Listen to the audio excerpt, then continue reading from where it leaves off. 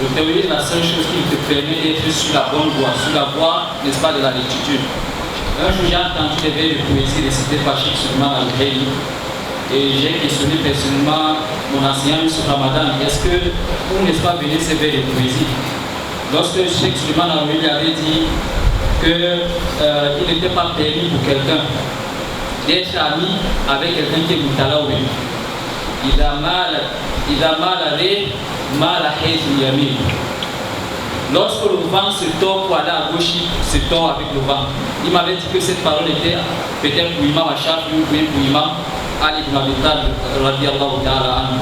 Ash'ari ibn al-Kalam, c'est que quelqu'un qui est dans la sunna, dans la salafiyya, qui a vraiment arrêté le théorie, vous ne pouvez pas le voir avoir plusieurs visages. Et le premier fluide de la théorie, mes frères, si quelqu'un vous dit qu'il a compris la théorie, si vous voulez comprendre qu'il a compris la théorie, c'est comme Bakamouzé a dit dans l'espace d'Akil et Total. Il a dit le premier fluide de la théorie, c'est la recherche de la science. Vous voyez les gens d'ailleurs disent qu'ils ont compris la théorie, mais ils sont très loin d'aller apprendre c'est quoi la théorie. Mais la preuve c'est qu'ils sont même très loin, ils n'ont pas compris la théorie. Allah nous assiste. Et un dernier point aussi, c'est que on n'a pas besoin de faire le rassemblement dans le faux. On n'a pas besoin des prières écuméniques pour dire qu'on veut, n'est-ce pas, le vivre ensemble. Abadan.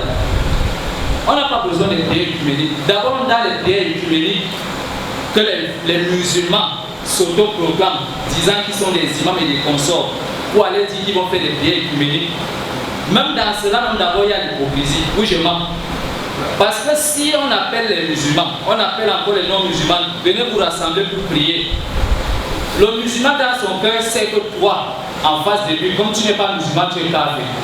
Mais il cache, il fait le semblant d'être avec toi. Lui-même, le kafir, il dit que vous êtes d'abord les terroristes. Mais maintenant, on a un problème d'enveloppe, rassemblons-nous pour avoir un enveloppe. Ce genre de personnes, si vous évoquez, ça va arriver. Donc c'est pourquoi les musulmans, prenez vos positions sur la vérité. Tu n'as pas besoin de faire le faux pour être accepté par les gens. Moi, lui, radiyallahu anhu, a demandé des conseils à Aïcha radiyallahu anha, comme c'est venu dans le Sahih Targhib au Targhib. Il a demandé des conseils. Aïcha radiyallahu anha a dit qu'elle a entendu le prophète sallallahu alayhi wa sallam dire que toute personne qui va rechercher, n'est-ce pas, l'agrément d'Allah azza wa jalla, dans ce qui constitue la colère des êtres humains, c'est-à-dire tu prends une position que Allah lui veut de toi, en sachant qu'en prenant cette position, les êtres humains de manière générale vont se retourner contre toi. Quand tu vas prendre une position de la sunna, de la salafiyya, que c'est ici que je dois me placer, les gens vont se retourner contre toi. Le gouvernement, les gens de ton quartier, les gens de ta famille. Maintenant, viens te dire, ils sont là contre toi. Qu'est-ce que tu dois faire? Ils vont rester sur la voie et ils vont dire Allah nous suffit. Ce n'est que le théorie qui peut résoudre ça.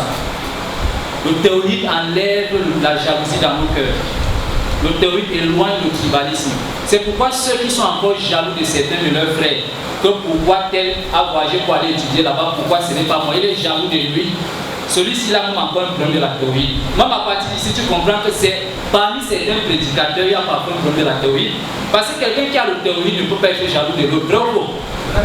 Pourquoi? Celui qui est jaloux a un problème dans le théorie de Rububiyya. Celui qui est jaloux a un problème dans l'unicité d'Allah, dans la Seigneurie. Parce que qui donne? Pourquoi tu es jaloux de celui qu'Allah a donné? C'est parce que toi, tu n'as pas d'abord cru au Qadar. Tu as d'abord un problème ici. Donc c'est pourquoi nous devons mettre l'accent sur le théorie et rien que le théorie. Arrêtons les conférences sur les prières, les bons comportements. Basons d'abord ici. Si on n'a pas de théorie, on ne peut pas aller quelque part. Ibn Qayyim, je termine avec ces paroles. Il a dit la tazal tarifa min al-isabati muhammadiyya qa'imin ala al-haqq wal-shirk wal-bid'a al-jahiliyyin hatta yanfa Allahu al-ardh wa man 'alayha wa huwa khayrul warithin. Il dit il y a un groupe de la communauté là qui vont se placer sur la vérité. Ils vont combattre le shirk, ils vont combattre la bid'a.